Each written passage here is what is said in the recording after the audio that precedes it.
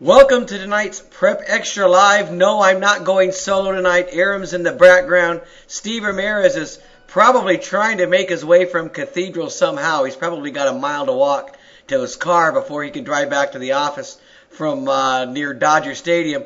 But who I have on the phone right now, we're going to get started with one of the big wins, shockers of the night. I said Los Altos drank its bottle of Get Tough, and they did. They beat Charter Oak 29-7. This is a Los Altos team that had been reeling. That we had said earlier in the week of the 2-minute drill, if they lose this game, their playoff hopes are gone. They go into Charter Oak. They win 29-7. John Hunnell was there. I have him on the line. Johnny, how did they do it tonight? They just dominated both sides of the line of scrimmage. Their defense was awesome. They really shut down Charter Oak tonight. You said something about Charter Oak was missing some players. Tell us what happened. Well, they were missing Zion Eccles, who's one of the top players in the area. He sprained an ankle last week against Diamond Bar. Their quarterback, Cam Brown, and one of their leading receivers, Brian Castile, were also banged up. They've been receiving physical therapy all week long just to be able to suit up tonight.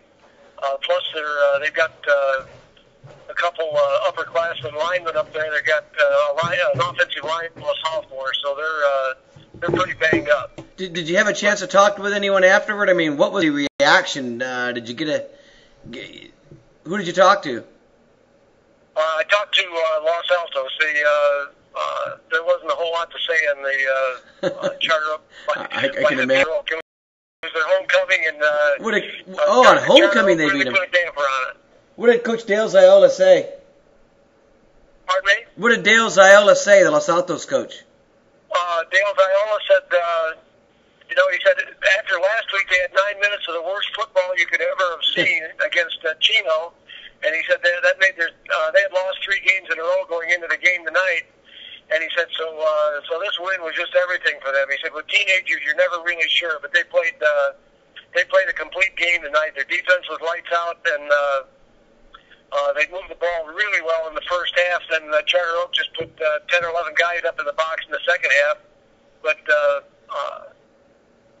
it was the defense that just shut them down. Wow. Well, all right, Johnny. Hey, I know it's past your bedtime right now. We'll let you go to sleep. Thanks for checking in with us tonight. Hey, it's a big game with West Covina, Los Altos next week. That's right. Hey, that might become our game of the week. Nuttin' Honey, this is Aram. Hey. Before you go, do you have any fat jokes for me? I'm sorry, any fat jokes? Yeah, any fat jokes for me? Yeah, Aram is P-H-A-T fat, which is cool. All about him. I don't know anybody that's fat. All right, Honey. Thanks, Johnny. We'll see you next time. We'll talk next week. See you later. All right. Wow. So there you go. What a stunner. And he's right. They play West Covina next week, who blew out Chino tonight. So West Covina looking like the real deal in this league. They're 2-0. Los Altos is going to be 1-1 going into that game. Right. So let's just reset the show. You're watching Prep Extra Live, the post-game show brought to you by St. Paul High School. Big Week 7. I believe it was Week 7 tonight, right? Yes. In the books. The game we just talked about right there, I think, is the shocker of the night. Maybe you wouldn't be saying that back in August, but Los Altos beating Charter Oak 29-7. Yeah. Los Altos beating Charter Oak to me would have been a shocker. But beating them by 22 points on Charter Oak's home field, at Charter Oak's homecoming night. And, when you don't have Zion Eccles and they have, I guess other injury issues as well, maybe it's not such, a big surprise. But nonetheless, I mean, this is what Los Altos needed, Fred. They had been close against good teams.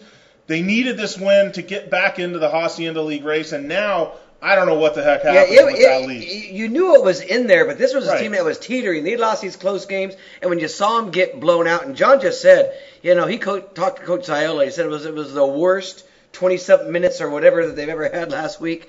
They needed to break out of it. We said in the 2-minute drill that Charter Oak is obviously a good team, but this isn't one of the great Charter Oak teams. No. So if there was an opportunity, it was going to happen tonight, and they took it. They took advantage of it, because if they lose this game tonight, going to West Covina next week, their season is over. Yeah. I don't think you recover from that. This gives Los Altos. I mean, this is a kind of momentum swing there, Aram, that takes you into a West Covina game where maybe they have a chance now. I mean, they've played Monrovia tough. Yeah. They played a lot of good team stuff last year. Yeah. I was at the game. Yeah. I mean, yeah. We talked about this, though, in the 2-minute drill. You know, I said that Los Altos had a shot tonight against Charter Oak because the one thing Los Altos has and the one thing Los Altos is what Charter Oak isn't.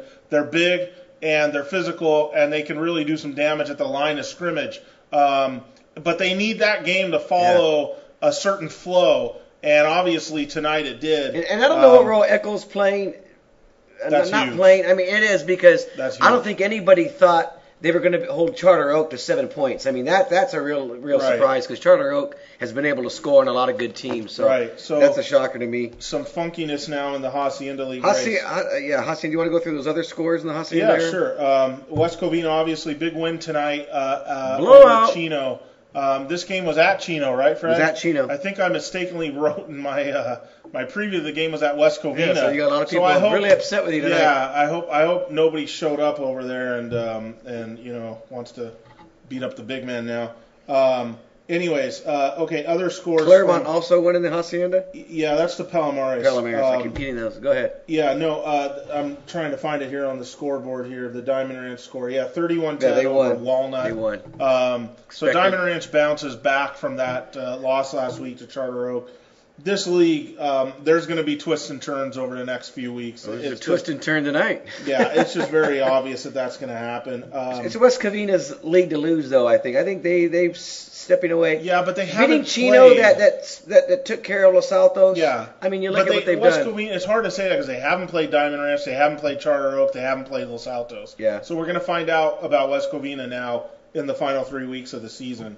I don't think it's theirs. You know, I mean, yeah, maybe technically 2-0 makes it so, but they're just as capable as getting beat by any of those teams as they are beating them. West Covina Los Altos. That could be game of the week material next week. Yeah, let's talk about that. That's a real rugged league. Switching over to the Palomares League, big game tonight. The team that some people thought had a chance to beat Glendora and maybe in the Tartans hot streak was Ayala because of that speed. That didn't happen tonight. Glendora 27, Ayala 7. Yeah. What can you say? Steve Ramirez now. I was reading something where I think Clay Fowler was saying before Matt Fink went off and busted a long run in the second half, he was like at -5 yards. I've got Tom Kiss on the line. Tom Kiss, you were at that Glendora Ayala game tonight. Tonight. We've got you on the set live, PrepXtra Live. Tell us about that game, if you can kind of break it down for us.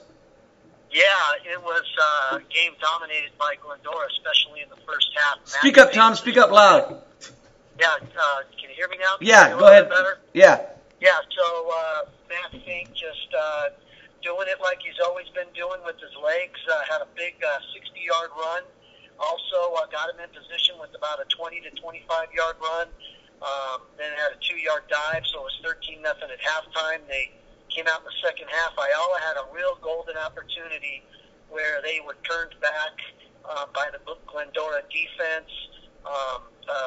Pass interference penalty helped them out a little bit, and a roughing the passer penalty helped them, and Ayala didn't get any points. They missed a field goal, and right after that, a couple plays later, we went into the fourth quarter, and a big 48-yard touchdown run for Glendora basically sealed the game. At that point. It was 20-0. Wow. Hey, Tom, Glendora, you've seen a lot of teams this year, covering the games that you have. Where do they rank in terms of impressiveness, among the teams you've seen? Now, I know, a lot of the teams you've seen aren't necessarily Central Division teams, but I think Glendora is so good that they kind of transcend divisions right now. What are your thoughts? I mean, are they among the more impressive teams you've seen, or not really? Yeah, I really like their defense. They really get after it. They're really, they hawk the ball. They get a lot of guys flying at the quarterback. They hold the line very well. I'd say there's a little bit suspect because I haven't seen anybody really throw on them. Ayala did get a long touchdown pass at the end of the game. You'll see that highlight coming up. But they're one of those teams where they can really control the line of scrimmage And Ayala could not do anything with the run. They couldn't. There wasn't any room at all. He used 3 quarterbacks in the game, and they just were getting frustrated time after time. Right. Okay. Well, hey, Tom. All right.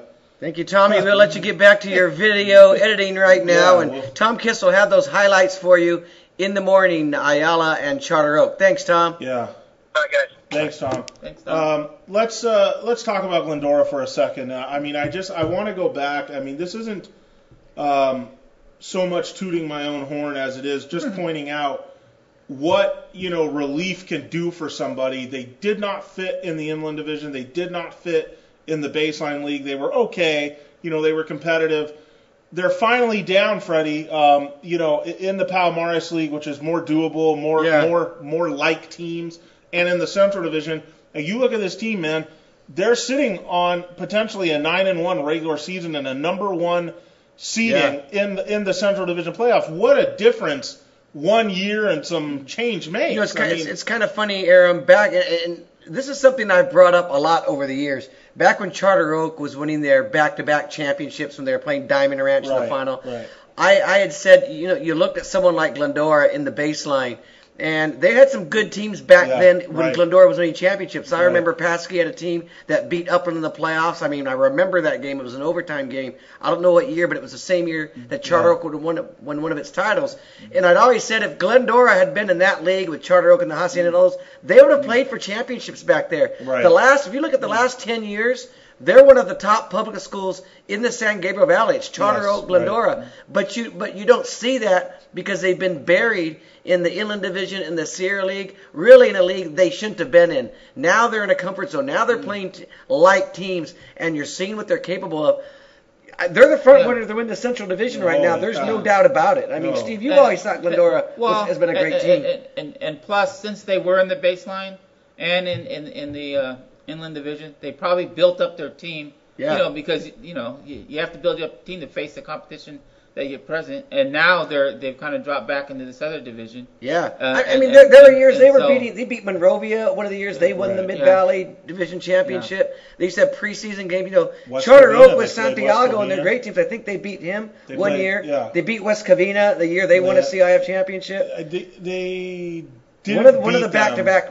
They beat West Covina one of the back-to-back years. Yeah, because I know Charter Oak. They didn't beat. Maybe they didn't beat the Charter Oak Santiago team, but They've beaten Charter Oak. They did beat the Charter Oak Santiago team. That's gone back and forth. Santiago's junior year at Citrus. They beat them. But my point is they've gone back and forth with the best Charter Oak teams. This is what I like about this is that you saw Chad Jeffries, the QB of Glendora back then, and he didn't get that league championship. He didn't get that playoff run, division championship. And now comes along a guy like Matt Fink, who's a junior this year and has this year and next year. What a junior class we've got going in the Valley. And this kid is going to get the things that guys before him didn't get. The opportunity to play in the right division and the opportunity to play in the right league. And this is not going to be – I'm not going to say Chad Jeffries was wasted. I don't mean that at all. I mean, he was the best QB in the area his senior year. But – in a sense, it was wasted because it was too tall of a task. Because Glendora has one Jeffries and maybe one or two receivers, or Upland has 10, 11 of these guys, or Rancho had 10, 11 of these guys. And I think actually Jeffries got hurt his senior year once they got into league. Yeah. But nonetheless, this is a great thing for Glendora. It's a great thing for that community, and we hope they're. I can't imagine a CIF finals. I don't see them on the CIF finals with those bagpipes would just be awesome. I don't see their fans on the blogs. I saw that in 89, I believe. What, Zernico time? Yeah, Zernico was a junior. Not much on the blogs. They are tweeting a lot. I don't see them on the blogs. I don't see them. Yeah. And they used to be big on the blogs, like Mike the Clone, Plaid Lad. Yeah. These guys, they used to be big on there, but maybe they're superstitious and they don't want to mess up a good thing right now. What a fan base! I mean, we hope they do have a good fan base. We hope they do, come on pretty soon here. Anyways, what else in the Palomares tonight? Yeah, elsewhere in the Palomares League.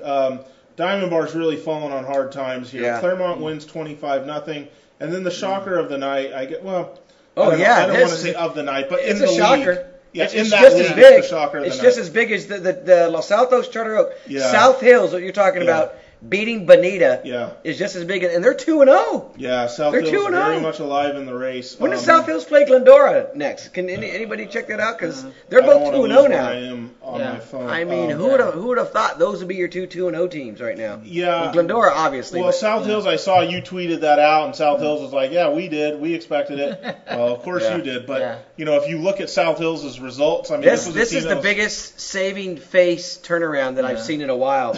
As bad as they were. And we won't have to hear from Escarsica this week, the guru, who's been trying to land all over Fuzz every time, South Hills loses. This has to feel good. You shut him up, for another week, and they're very much alive for a playoff berth and a Palomares League championship. That's amazing. Good for them. Okay, let's start getting into some other things. The game I was at, I really have to think that this has to be the game of the night in terms of, thrilling finish, huge rivalry. That would be Lucerna beating Cal High 25-19. Told you that would be close, Aram. Yeah, wow, what a game. I mean, this was a 17-17 game. California drove all the way downfield, got inside the Lucerna 1, 4th and goal from the 1 with just over 4 minutes left. They get stuffed. Okay, Lucerna comes back out. They, congrats on stopping them, but now you have the ball inside your own 1. And on the first play, Cal stuffs them for a safety. They take the lead 19-7. They don't do anything with the ball in the ensuing kickoff after the safety. They get it back to Lucerna with over about a minute 35 left on the clock. Enrique Pacheco does his best Frankie Palmer, who was there tonight, impressions, and basically gets the team out to midfield. From there, they throw deep.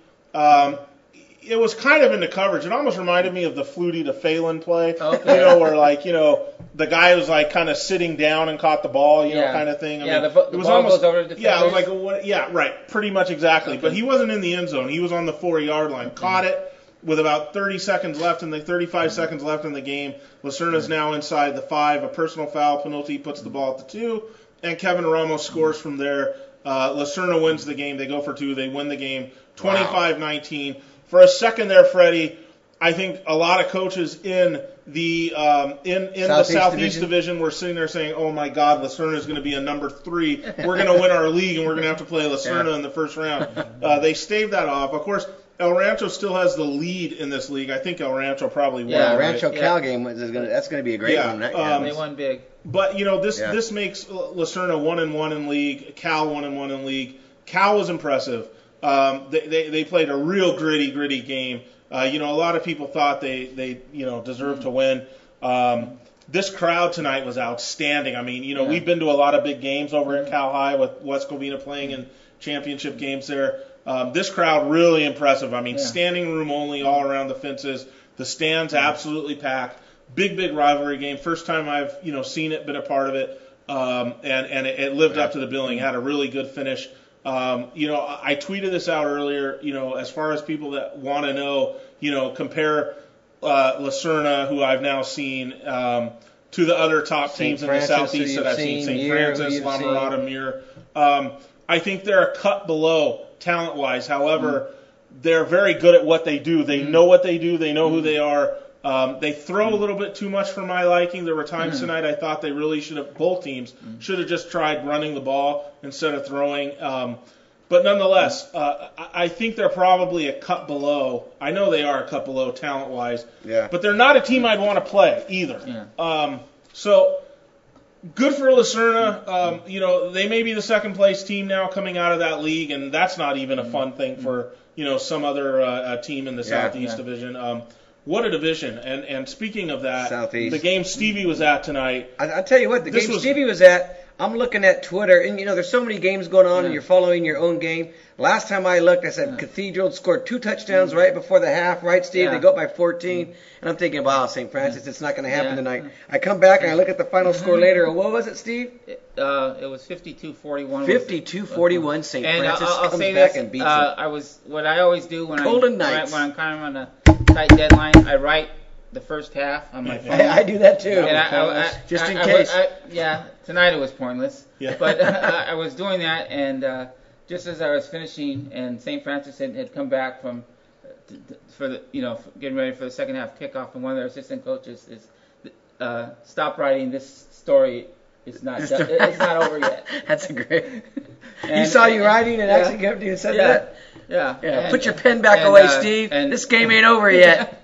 And the second half was completely different. In the first half, St. Francis stopped Cathedral on their first possession, and then Cathedral scored every possession to the end of the half. And at one point in the second half, they only had 2 first downs and I think 40 yards total offense in the second half. But the key to this game was over a 2-minute stretch, St. Francis had 3 interceptions. Wow. 2 by Avery Williams. That'll do it. He's good, man. Yeah. But one he returned 33 yards inside the 10, which set up a Jeremiah Martin touchdown run. He's good too. And then So St. Francis is 7-0 now, right? So so they're gonna go on and win that league now, be 10-0, be the number 1 team in the Southeast. If they won the division, they could be 14-0. Think about that. Yeah. That'd be the best season in school history. Yeah, now, I haven't seen Aram? I mean, I don't know if you're better than 14. The 65 or whatever. What are the 2 teams that won back-to-back 65? They had some undefeated teams. No, I haven't seen Muir. Yeah. But based on what I saw tonight, St. Francis, I think, is the best team in the division. Have you seen La Mirada? I've seen La Mirada. Really? You think St. Francis is better? Yeah. I thought it's toss-up time between them. And, Cathedral is right up there. They might be number 2. Yeah, now how about that? I mean, Cathedral, like Lacerna, could be a number 2. Yeah. Congratulations if you got to play them in the first round. And that's a team that St. Francis has got to still be leery of. I mean, remember, in their division last year, Sarah owned the Mission League. They beat Chaminade. Chaminade came back and beat Sarah in the championship, went on to win the state title. So we could be watching a rematch of these teams, Steve, because when they do the Southeast brackets, first and second, they'll be on opposite sides of the sheets. It's like in Division 7 back in the late 90s and 2000s when it was Los Altos and Charter Oak. I think the saying was because a couple of years Charter Oak would win the league encounter, not the championship game, right. and I think Coach Farrar said we won the shirt. They won the ring. I mean, I'll bet, Aram, it's going to come down to St. Francis. Yeah. St. Francis, that's a good one, too. St. Francis being on one side, Cathedral on the other, and then I think those are going to be the teams you have to beat to get there. Yeah, you're going to have Muir on one side, probably Lacerna on another. Yeah. What a Final Four that would be. Yeah. Lacerna, you're right, La Mirada or Muir, Cathedral. I mean, you've got a great setup there in the Southeast. It's an outstanding division. Yeah. It really is. And we don't really talk about the San Gabriel Valley League in there, right? Yeah. I mean, why? I mean, don't we think that they can contend in there? I mean, who's in the San Gabriel Valley League? Compton Dominguez Downey. Yeah, sure, Downey, sure. You don't think so? No, I don't know. Maybe they are still in there, we don't right? See them, but let's talk about they are still in there. Let's talk about we've talked about all those teams. How about the number 1 team in the all-encompassing San Gabriel Valley, Bishop Amat tonight? That was not the number 1 team. I mean, if they're not, they should be now. I mean, I've seen them now. Chino Hills got beat by Upland tonight, by the way. Oh, they got knocked down. I didn't see that. Yeah, I don't know what the final score was, but I saw they were winning 16-14 late. Let me tell you something about this Bishop Amat game tonight, Aram, how thoroughly dominated it was. This is the 3rd straight week. They've won pretty handily, Bishop Amat. They beat Chaminade 52-22. Mm-hmm. Bishop Amat scored on its first 6 possessions. Yeah, first 6 possessions. Damian Garcia finished with 418 yards, 5 touchdowns. He threw 4 touchdown passes to Brandon Arcanato, another one to Tyler Vaughns. But the guy, as he's getting up to 418, and I'm scribbling everything out, I'm starting to go record books. I mean, where's this guy at? We open it up, there's about 2 minutes left in the 3rd quarter. The guy's at 418 yards, and we're looking at Pat Hayden, 69 record is 470. I'm saying this guy's going to break this. So what happens next? As soon as I say that or I think that, they take him out of the time game? To pull him out of the game. He sits in the 4th quarter, doesn't get his chance. Wow. But you know what? Like Steve Haggerty said, his legs were tired. He had done enough. They mercied this team. They put him into a running clock in the 4th quarter. Was it really? Yeah. It was time to take him out. I mean, you had to do it. But what a night for this kid. And he's so humble because I asked him about that afterward, about, even approaching Hayden or being in that same company. And his first comment was, look, I've got to stay humble. I've got to be, I'm a captain on this team. I'm here to lead these guys. And then he kind of laughed and said, but it's great. But it's great to be in that conversation. But really humble kid. And they, Coach Haggerty was so right. I mean, they've got Arcanado. They've got Sidney. They've got Vons. You got Sweet, who rushed for another 130-some yards and 2 touchdowns. I mean, they've just got so much. And then there's that defense. I mean, Chaminade's a team that came in averaging more than 45 points a game, and they just shut them down. They scored in the very first series. After that, they didn't really do anything until they scored their first touchdown. Then Amat comes back and scores 4 in a row before they get one at the end of the half. Amat scores 2 more second half. They put it away. I mean, they're just a machine right now. And you look at the Mission League right now. Crespi beat Notre Dame tonight. So Amat and Crespi are tied for first now in the Mission at 3-1, and I think Alamany is right there at 2-1. But Amat has the bye next week. They're going to play Loyola, who's winless when they come back. They'll finish with Notre Dame. Loyola almost won tonight, right? Loyola gave Alamany a great game and then lost. Yes, wow. Loyola gave Alamany no gimmies. There are no gimmies in this league. Yeah. But the team, if you're starting to look at it now, the last couple of weeks, the one team that's really handling the schedule with kind of some ease now is Bishop Amat. Yeah, right. All these other games are close. They're what we expected the Mission to be. I'm really looking. I mean, this is a team that's really growing. That's why I say I think they're the best team in your all-encompassing right this second.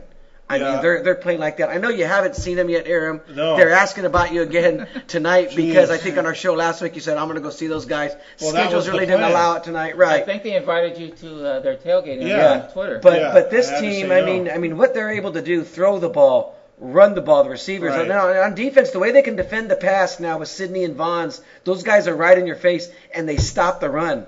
I mean, they really have it all going right now, and they've got a lot of confidence. And you're going into a bye week, which is it's the best time to go in a bye week. It's the first time they won 3 straight league games since 2010. So everything is in Amat's favor right now. Well, it's good to know my eyes aren't deceiving me or didn't deceive me, because when I saw them practice toward the end of August, I was like, remember, I said this is the best Bishop Amat team that I've seen, talent-wise, and they are just. And then I was looking back at some tweets, I think after the Santa Margarita game. Where I said that, I don't care what anyone says, when this Amat team puts it together, I remember you saying that. They're going to be good. Yeah, and I think you were actually selling at that point. Or maybe it was after I was selling after the Chino Hills game. Yeah, okay, fine. And now they've finally done that, which is, great to see. And if they win this league, that's huge. I mean, obviously, Crespi has to be, Well, I think Crespi still has to go through Alamany and still have to go through Sarah, right? No, they have Chaminade, and then Alamany. Yeah, okay. Yeah, I think anything could happen in those games, obviously, just like the rest of the league. But it's great to see Amat playing this way. And then what we talked about in the 2-minute drills, the things that have come alive for this team, like I said, besides my column, was Damian Garcia. The guy's obviously put it all together. He's been fantastic.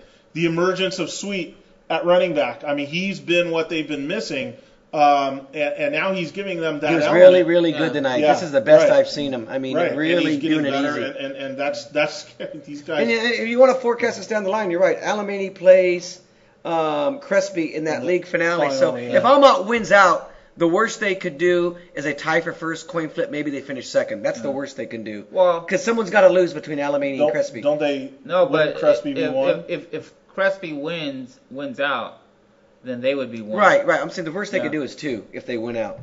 Yeah. If Alamany beats Crespi in the final, then they're the league champion. Yeah. Right. Well, they share the league, but you don't even want to be 2 though. I mean, because 2 could mean road game. Yeah, it could mean a road game, but it could also mean like a Trinity League team. Well, we'll have to see. I mean, like I said, Crespi's they're in the driver's seat too. I mean, they control their own destiny. They got that game with Chaminade. When is that game? Is that next week? And then they're going to have a bye 2 weeks before they play Alamany. Right. So next week is who does Alamany play next week, Steve? Is that the Sarah game?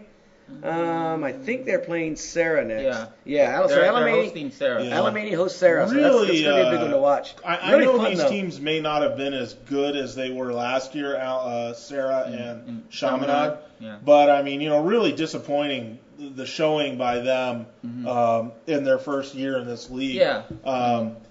I mean, we talked about it. I mean, you don't get that week against Harvard Westlake or against St. Paul. Well, Chaminade came out and blew out Loyola in the league opener. And that was a league opener. But you wonder if things are taking their toll on Sarah and Chaminade as they have a heavyweight every week, as opposed to a heavyweight every other week or every 2 weeks or every 3 weeks. And I'll tell you what, you're right. And you know where you see it on? Not really as much on offense, Aaron, because they're able to move the ball a little bit in stretches, but you see it on defense where Amat can just impose their strength or impose their Pac-5-ness on them, if I can use that word. Yeah. I mean, they were just able to move on them like they were able to move on them with the same ease as I would see them move on Charter Oak in recent years when they play those games. Those teams that down a division, that's what it felt like.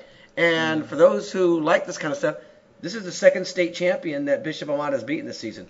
Oh, that's right. They beat Aledo, defending state champion, and Chaminade. And the best part, 2 state champs. They did it without the gold unis. They did it without the gold unis. You know, they're mixing it up. They wore the blue shirts with the white pants. Right. And they've worn the gold shirts with the white pants and the gold shirts with the gold pants. Maybe Haggerty is kind of changing Haggerty's with the times. He's mixing it up. Changing with the times, He's being like the 70s Pittsburgh Pirates. And look, and if we go back, Aram, to the column that you wrote, and I'm not talking about whether they deserve to be in the Pac-5 anymore. I'm talking about the point where you talked about they need to change the way they do things to compete at the highest, to compete for a Pac-5 title.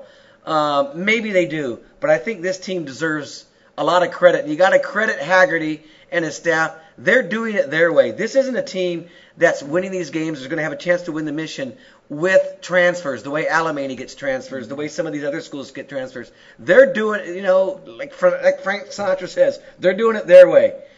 These guys are guys who have grown with this team, who have basically started as freshmen and gone all the way through. And you don't see that from teams that go deep in the Pac-5, teams that win the Trinity or win the Mission League.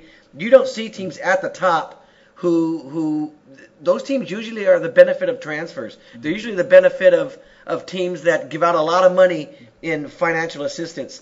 Amat's not a team that does that, and I think for as much as we criticize them and say, they've got to start playing the game the way they're doing it right now is working for them, and I think they deserve a lot of credit for that, for just building the program the old school way and getting it done up until this point. That's nice, but it puts a ceiling on you, and there just can be no doubt about that. When you're going it puts a ceiling on you, but is there a level of, we could do it this way. We don't have to sell out. In a way, it's a sellout. A lot of coaches will tell you. Well, a lot of people will say it's sort of a sellout because. If you're talking about transfers, maybe it's a sellout. But like I've always said, and we talked about the way they do business. It's not necessarily Haggerty that I'm referring to here. It is the school in the sense that St. John Bosco, has scholarships. I don't know what Mater Dei has, but I imagine they do too. They have these gazillion-dollar facilities. They have these things. If you gave Steve Haggerty 10 scholarships, okay, just 10, not 20, not 25, just 10, I think it would do wonders for him. I think you might see a whole different level of athlete there across the board than what they have now. And if you don't have that, and these other teams do, plus the facilities, plus all these other things that's what's weird about them. They don't. The feeling is they don't mind those other teams being the Yankees. They're very happy being the Kansas City Royals. Well, they're very happy being the Oakland A's. Well, they're happy trying to win that way. And it may, like Kansas City, it may take, they haven't been there since '85. Amat hasn't won for a long time, and maybe it'll take a special class, a special year. Maybe next year, the Fab Four juniors. I'm talking about Sidney, Vons, Damian Garcia, and Sweet. Those guys are all four juniors. Maybe next year's the year where something special happens with a class that you've built, and maybe there's something more special to that than teams that go out and have the scholarships and get the transfers and go out and recruit. That's an argument between people, but I think they're happy that they're doing it their way and they're winning their way. That's how I'll leave it at that. They are, and I guess I mean, I don't know. I mean, like I said, it's kind of. I mean, I agree with you. Not evolving. I agree with you to a certain extent, but I also get where they're coming from. I think there's a little more satisfaction sometimes when you feel like you're not a sellout and you can still compete with the big boys. So are you saying St. John Bosco, Servite, Mater Dei, J. Sarah, because they're really coming on now, those are sellouts? I'm saying that a lot of people will perceive them as sellouts. There are a lot of coaches. There are a lot of teams who compete in those divisions who who they are, Aram, and they'll come to you. Oh, those schools just recruit. It's not the same. I mean, they just get transfers. They get they get 10 guys coming in. It's not the same. They don't have the same credibility. But you admire what they have. They're great teams. They get to go on television. It's great for the school. But I'm just talking about for these old school coaches, guys who have been around, they like when you do it the old hard way. It's kind of like at the collegiate level where special admits are kind of that same type of hot topic where some schools, you've got to be able to get into our school to be able to play. Well, some schools they'll get you in there with a special admission, and it's kind of the same type of argument at the high school level. Well, and we're watching something special because these are 4 juniors, and a lot of those guys in the line are juniors too. I mean, these are the guys from that freshman class. How do you not mention Andrew Vasquez? Andrew Vasquez, another one. Yeah. No, listen, I wrote about this actually a few years ago, and I talked about this rat race that was taking place in Orange County where you had, Orange Lutheran firing its head coach and bringing in, some guy like with college experience. They pay these guys huge money. I don't think Haggerty's making Rawlinson money. It was very obvious that there's this big rat race on between these Orange County teams and St. John Bosco, which isn't Orange County, and Long Beach Poly does what it does. It gets whatever talent is there in that very talented area. And Bishop Amat does not do those things. And you can talk about how it makes you feel good and you win and stuff like that, but I don't really think that the Mission League, as we know it now, or the Sarah League previously, is on a level of the Trinity League or even like a Long Beach Poly, not their league, but I think that's all yet to be determined. I mean, you've seen it the past few years though. It's just not. These teams are like really. I don't buy that. I mean, a few years ago, Bishop Amat beat Mater Dei in the playoffs. I mean, they're not on a level you can't win. Who's in the finals every year? Yeah, I mean, St. John Bosco last year. Yeah, it's not Mission League or previously Sarah League. I think Alamany got to the semifinals last year, didn't they? Right, but you look who's in the finals every year. Yeah, and Bosco? It's not these. It's not. Are they ready to as a Mission League team ready to win it?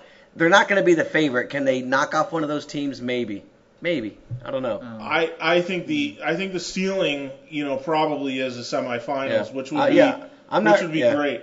But I love watching this team improve. These college teams, if they could pay Haggerty and his assistants what they pay at these other schools, and if it meant as much to Amat's administration as it does to these other schools' administrations who are very much football first, then we probably have a different story, because I do think that Amat could then create an SGV All-Star team and compete even better with those teams. But until that happens, unless someone's willing to do it, it's just not going to happen. But my whole point is, I think they feel pretty good about the way they're doing it their way. But I do agree with you. At some point, you've got to be able to give out more financial. You're right. You've got to be able to give out more scholarships, because there's guys out there who probably want to go to your school who can't afford it, and you've got to find a way to get them in there. You really do. Right. But, I mean, these are guys that would probably start there. I'm not talking about necessarily transfers. I think you're talking about guys who want to go in there as freshmen who can't afford it and they get turned away because they don't qualify for their financial assistance. We also talked about that, what would come first, the winning class, or, would it be one of these things that, that they had to get, a championship and then things would turn around. The good news for Amat is that success, for them, as far as this area is concerned, breeds success. So if Amat has a huge year, if they're able to win this league, if they're able to go a couple rounds in the playoffs, that's going to lead to more talent going to Bishop Amat to be a part of it. And once that train gets rolling, then maybe things could go a little further. But, good for them. Good for them to be in the role that they are. See, I don't agree with that. I wish they would do business differently. And I think they like being the Kansas City Royals, the Oakland A's. But they're not the Kansas City Royals. That's the problem. I mean, comparatively, they're not. They're like the comparison is the Yankees and the Dodgers. No, the comparison is they're like Stanford. Okay, whatever. I think you get where I'm coming from. They want to do it their way. By the way, speaking of Long Beach Poly, you brought them up. I look at that Moore League and I was looking at it. How do they get all of these are supposed to be schools that are driven by boundaries. How do they every year get all of the great players? And it's like this is the super school. And it doesn't matter where you live as long as you live in Long Beach, they all get to go there. Right. If they want to, I mean, does anybody check where you live over there? Or, how does that work? I mean, you how can do they go get them anywhere all? You want as a freshman. So, as long as you file the paperwork. That league is just basically constructed for Long Beach Poly to have something to do for 5 weeks. If there's one team that you want to make the open division argument, it's Poly because they're in the Moore League where all those teams probably should be in Division 10, and Long Beach Poly should be in the open division. But Poly's good in everything, though. Right. I mean, I understand. But I don't know what league they'd be in if they weren't in this league. I don't know. And you could say probably the same thing about Corona Centennial, who's in the Pac-5 now. Yeah. I mean, that's a juggernaut out there. I mean, what's in their league? Norco, the team Amat's praying it gets in the first round of the playoffs. That's another school that's doing it. It's too bad. That would be one great public school that you should be able to put in with the Catholics or the privates. Long Beach Poly. Yeah, I mean, it'd be great. I mean, geographically, there's just I don't know how the heck that will work. For a lot of years when I started out in this business, I thought it was a private school just because it was Poly. Poly. I thought like Pasadena Poly or all these other Polys. I thought it was some polytechnic private university. I didn't realize until about 6-7 years ago that it was a public school. Yeah, well, wow. That'll be another team to worry about in the Pac-5 for Amat. Yeah. Any other things that we missed tonight? Well, I mean, if it means anything to you, San Dimas got back on track. Northview took care of business again. Covina. Here's kind of a shocking result. Gladstone beat Duarte. I noted that. That was one of my shockers of the night. I don't know, man. I mean, I don't know. What happened to Duarte? What's going on with Travis Brown's first year, man? I'm going to have to... Monrovia 56. He was so optimistic going in. Aram, your Monrovia. Yeah, Wildcats beat your Temple City Rams 56-6. San Marino handed South Pass a little bit of reality tonight. That's a big rivalry game. South Pass entered with a 5-1 record. We'll go through them real quick. La Habra 42-7 over Fullerton. El Rancho 42-6 over Whittier. Santa Fe beat Pioneer 38-13. And, Rio Hondo Prep, what's happened to them? They lost 27-0 to Fillmore. They've lost a few games this year. They're going to lose that game next week to Pasadena Poly. You watch. I don't know when the last time that's happened. I don't know what's going on with Damien. How about LaSalle losing 39-3 to Harvard Westlake? Yeah, when they lost to St. Paul last week, Fred, that was about the end of that. Damien loses to Etiwanda tonight, 35-6. Their playoff chances are done. Yeah, I'm Damien surprised is the new Glendora. Yeah, well, it could have been worse. I mean, they could have been in the Pac-5. Or they could have been in the Angeles League. Big rivalry That would have been the best spot. Yeah. Big rivalry win tonight by Joel Sanchez's El Monte Lions. They rout South El Monte in the Griffin Bowl. That means a lot. Those two teams, when they get together and play. El Monte very much alive now for, second place. And hoping Rosemead loses, somewhere along the way or loses twice. But Rosemead, we thought Gabrielino might be their last challenge in this league, and that didn't happen tonight. Rosemead keeps rolling. They won 33-14. Bottle Park beat their rivals, Sierra Vista 38-0. Right, another big rivalry game. So good for BP there. Mir tonight, they win big over Arcadia, and that sets up, next week's game. Crescenta Valley. Aram Tolegian. Crescenta Valley's kind of the forgotten team in the Southeast Division. I think they're 6-0 now, if I'm not mistaken. I know they were 5-0. I think they won last week or this week. I think they're 6-0 or something, or 6-0 going into tonight. Not 7-0? Well, they might be 7-0 after tonight. Oh, okay. I don't remember who they played, but I don't think it was someone who could beat them. And that game now against Mir is looking like it's going to be for the Pacific League Championship.